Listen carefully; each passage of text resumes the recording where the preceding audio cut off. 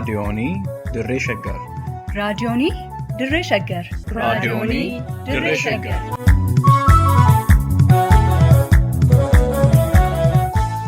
Raadiyoonii Dirree Shaggar. Raadiyooniin Dirree Shaggar torbaan guutuu guyyoodhaan galgalatti sa'aatii tokkorraa eegalee amma sa'aatii tokkoof walakkaatti dambalii gabaabaa meetir baandii 19 kiiloo heerzii 15,415 irratti qophii dabarsuu amma jalqaba. Raadiyoonii Dirree Shaggar.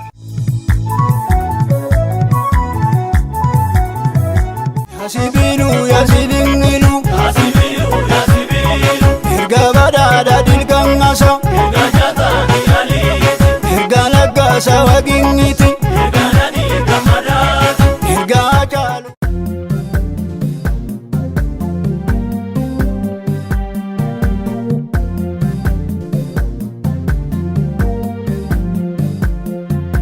seenaa fi seexaa sagantaa kanaan gootota Oromoo yaadanna. Oromoo fi Oromiyaa wal barsiifna.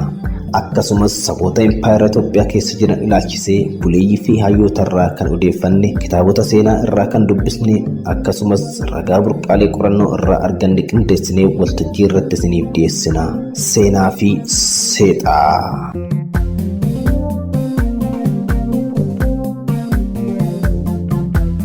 Seenaa Ayuub Abubakar. Impaayerri Itoophiyaa dhiiga ilmaan Oromoo dhuguudhaan waan dheebuu baatu, waan gabbattuu, waan jiraattu fakkaattee bara dhufaa darbaa ajjeechaa suukaneessaa qaroowwan goototaa fi falmitoota Oromoo irratti raawwataa turteerti. Qaroo fi goota Oromoo sirni Habashaa gara jabinaan galaafate keessaa gaazexeessaa Ayuub Abubakar nama tokko.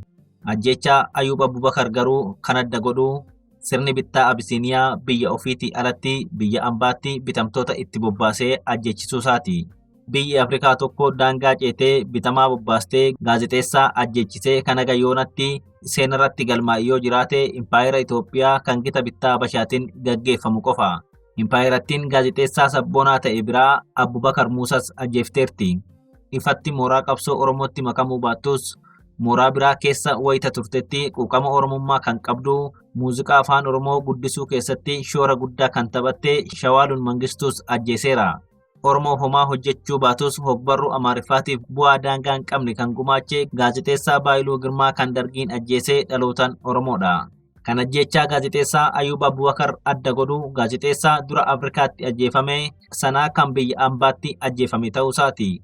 Dhaggeeffattoota keenya kabajamoo Ayuub Abubakar eenyu? Maal hojjete? Maaliif eenyuun ajjeefame? Qophiin keenya seenaaf seexaa har'aa kanarratti xiyyeeffata. Nu waliin tura. Qopheessan Duubee Wayyeessaa kan isiniif dhiyeessu immoo an Gurmeechaa Gammachuuti.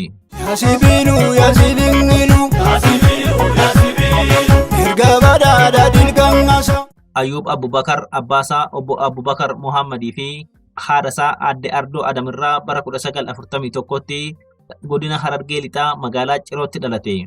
Barumsasaa sadarkaa tokkoffaa achuma magaalaa Cirootti xumuree barnoota sadarkaa lammaffaatiif gara Adaree Biyyoo yookiin magaalaa Araritti qajeele.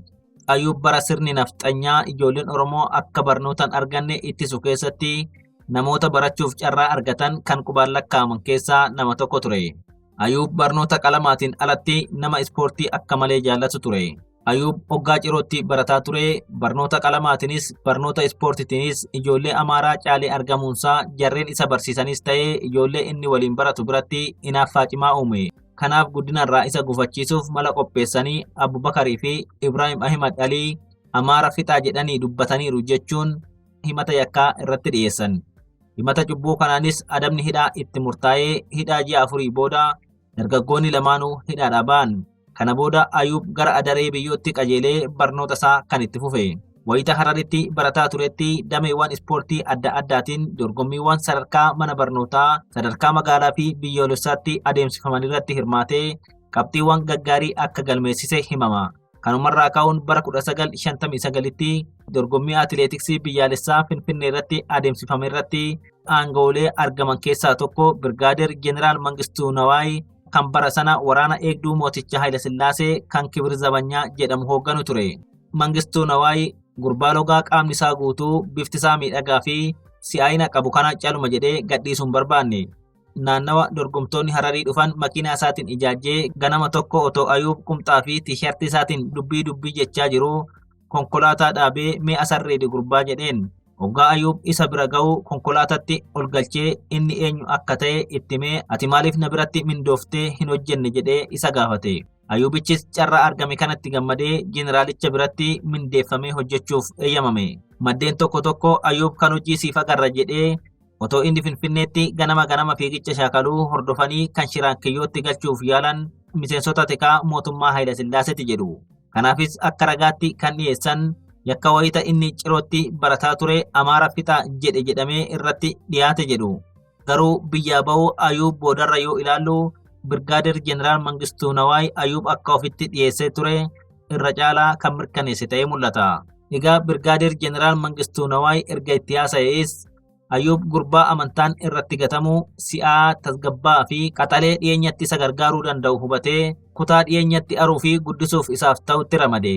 Ayuubis guyyaa guyyaan dandeettisaa agarsiisee irra caalaa Jeneraal Mangistuu biratti jaalatamaa ta'e. Ayuubis fudhatama argate kanatti gammadaa hojii isaa naamusaan hojjetaa wayita jirutti taateen tokko galte. Ayuub Finfinnee kutaa waraanaa Kubur Zabanyaa jedhamu kana keessa isumaa waggaa tokko hojjetu jeequmsi guddaan tokko uumame. Jeneraal Mangistuu Nawaay obboleessa isaa Garmaamee Nawaay fi hiriyaasaa Koloneel Warqinaa Gabayyoo kan itti gaafatamaa tikaa ta'e waliin ji'a muddee bara 1960tti wayita mootichi Haayila Sillaaseen daawwannaa hojiitiif gara biyya Biraazil deemee turetti fonqolcha mootummaa gaggeesse. Jeequmsa kanaan namni hedduun dhumee amanamtoota mootichaatiin yaaliin fonqolcha mootummaa fashalaa'e. Tumsitoonni Mangistuu Nawaayis kaan ajjeefamanii kaan qabaman. Birgaadeer Jeneraal Mangistuunis naannawa Mojootti booji'amee boodarra gara jalqaba bara 1961tti fannifame. Ayuub Abubakar warra jeequmsa kana jala baqatee bahuuf yaale keessaa nama tokko ture. Miseensonni Kibir Zabanyaa keessumaa kanneen Mangistuu Nawaayitti dhiyaatan akka bakka argamanitti ajjeefaman yookiin qabaman labsiin bahee ture. Ayuub Abubakar gara bahaatti qajeelee otoo Somaaliyaatti kutaa jiruu tika mootummaatiin Toogoo caaletti qabame. Tiki mootummaa isa qaban Ayuub reebichaan dararaa hamaa erga irraan ga'anii booda akka nama baay'inaan barbaadamu kana argatan shaggaritti bilbilanii qondaaltota mootummaa olaanootti himan. Jarri qabamuu Ayuub dhaga'anis gammachuudhaan gara shaggaritti fidaa jedhaniin.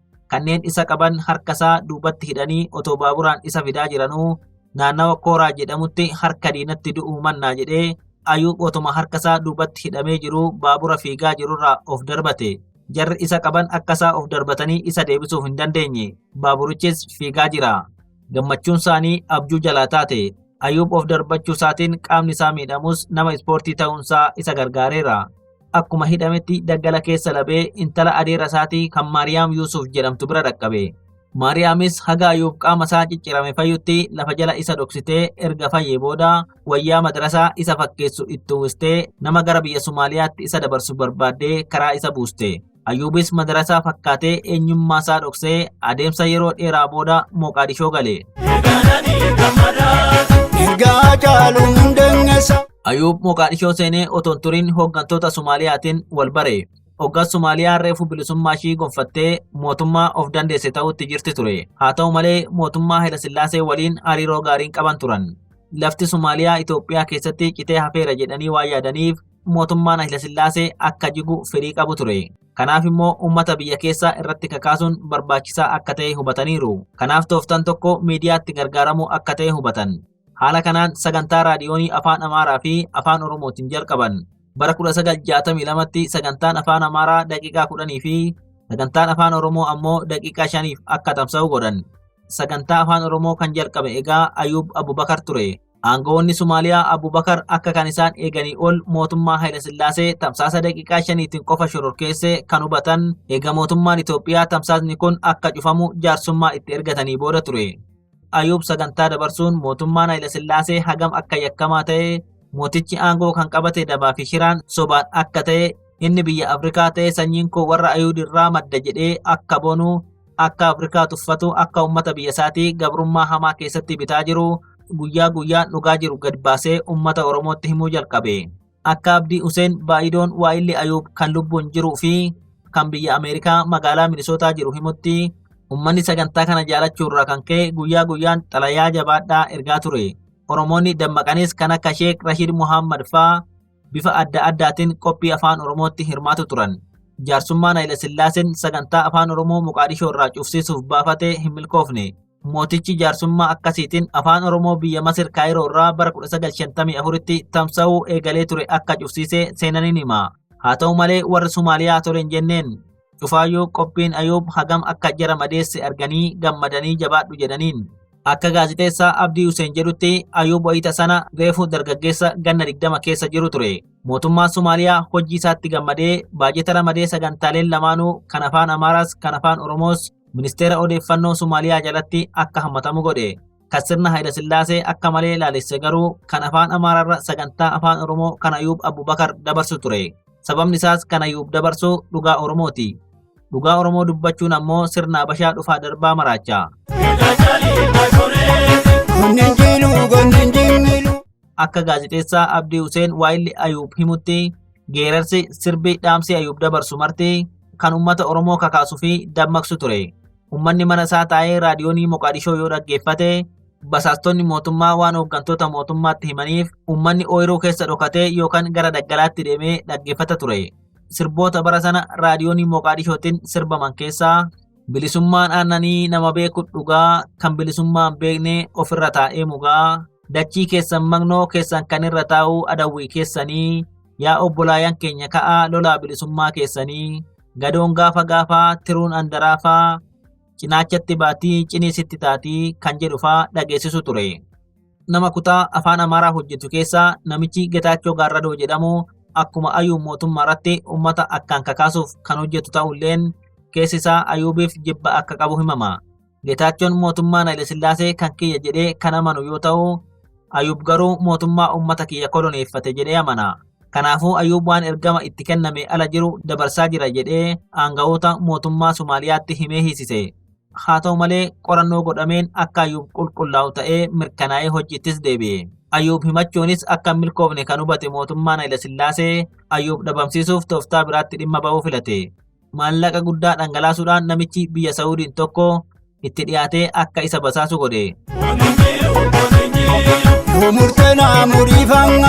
Gaafa tokko basaastonni mootummaa Ayuub butanii konkolaataa Laandiroovarii jedhamu keessatti erga galchanii booda Moqaadishoodhaa fuudhanii gara Itoophiyaatti isa fiduuf yaalan.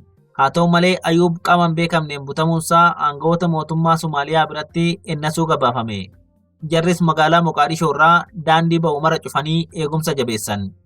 Daandiin cufamuu kan baran tiki mootummaa Hayila Sillaasee kan maallaqa hedduu baasanii mootummaa Somaaliyaa keessaallee nama bitatan dubbiin akka hin taane beekanii Ayuub gallakkisan. Eegasii kaasee Ayuub akka nageenyi isaa yaaddessaa ta'e beekulleen sodaatee uummata isaaf sagalee ta'uun dhiisne. Akka gaazixeessaa Abdii Huseen himutti gaafa tokko Habashoonni Finfinnee irraa dhufne jedhan ergaa Jeneraal Taaddasaa Birruu irraa dhufe qabna Ayuub Abubakariin wal qunnamsiisaa jedhanii isa iyyaafatan. Keessumaa faranjiin lammii Suwiidin sun Ayuub jara waliin akka wal qunnamuuf qooda guddaa taphate. Qarqara garba Indiyaa bira bakka bashannanaa jirutti bishaan daakna jedhanii Ayuub fuudhanii deeman. Ayuubis bishaan daakuuf waliin seenan. Achi keessatti fudhanii isa ajjeesanii biraa deeman. Ajjeechaa Ayuub keessa harki aanga'oota Somaaliyaa warra maallaqa nyaatanilleen akka keessa jiru himama. Bifa kanaan caamsaa 20 bara 1967 Ayuub Abubakar galaafatan. Wayita du'u Ayuub dargaggeessa waggaa 26 ture. Kanarraaf jenne xumurree torban seenaa biraatiin walitti deebinaa horaa deebanaa.